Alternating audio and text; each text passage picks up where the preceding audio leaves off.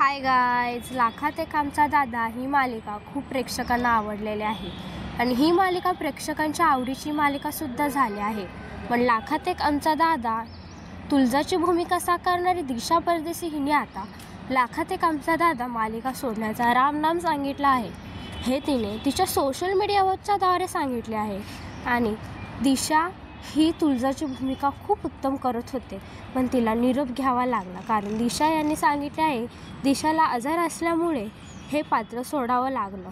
पण तिच्या जागेवर लाखात एक आमचा ह्या तुळजाच्या भूमिकेवर मुरमई घोडेकर ही तुळजाची भूमिका साकारणार आहे. दिशा अचानक मालिका सोडली, त्यामुळे लाखात एक आमचा दादा या मालिका खूप मोठा धक्का बसला आहे. तर लाखात एक आमचा दादा या मालिकेतील दिशा म्हणजे तुळजाला मिस कराल का हे कमेंट बॉक्समध्ये मला नक्की सांगा.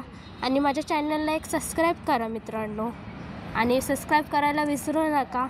Thank you so much guys, have a nice day.